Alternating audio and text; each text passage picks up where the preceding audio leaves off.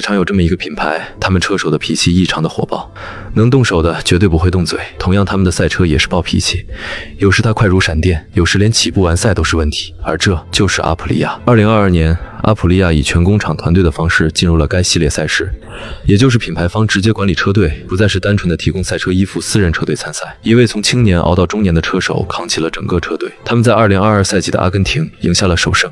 当时还流行着一段话：鲜衣怒马，中年狂。阿普利亚王中王。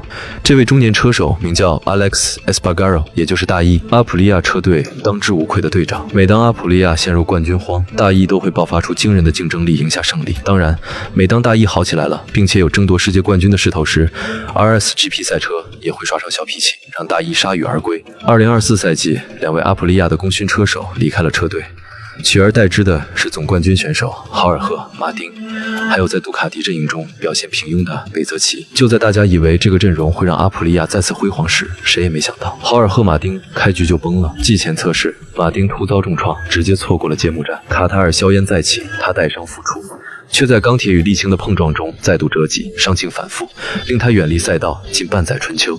一时间质疑声汹涌而来，阿普利亚的赛车性能和车队前景被推上风口浪尖，车队陷入了空前的危机。大厦将倾之际，一道曾被忽略的身影于风暴眼中巍然挺立。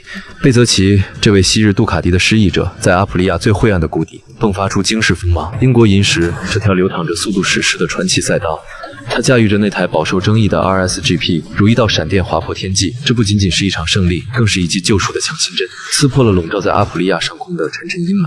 但是这场胜利似乎存在着争议，很多人认为它是捡来的，那为什么偏偏是阿普利亚捡到的胜利呢？随后比赛来到荷兰站，在杜卡迪、马奎斯强大的统治下，阿普利亚似乎开启了隐身模式，大家的目光都聚焦在了拿下杆位的雅马哈以及在排位赛中挣扎的马奎斯，而阿普利亚似乎又回到了马丁的阴影之下，静默的如同风暴前的海平面。当黑色的亚平宁战驹遇上贝泽奇，失落的王座荣光，且看孤胆骑士以轮胎刻写誓言。Cause if tomorrow brings something good, tonight I do it all for love, I do it all for love. If you want it, I know I could.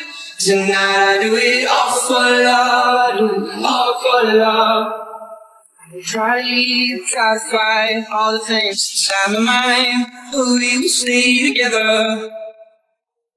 Try to push, try to part, try to break us from the start, but I'll be yours forever. Oh, I will follow you through the dark, through it all.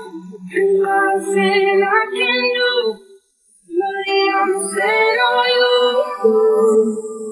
Cause if tomorrow is something good, tonight I do it. 荷兰站这场硬仗，贝泽奇不仅稳住了风雨飘摇的车队，更是在马丁撂挑子，外界一片唱衰的至暗时刻，凭一己之力给阿普利亚重新点燃了希望。当然，本场比赛的终极 BOSS 是马奎斯。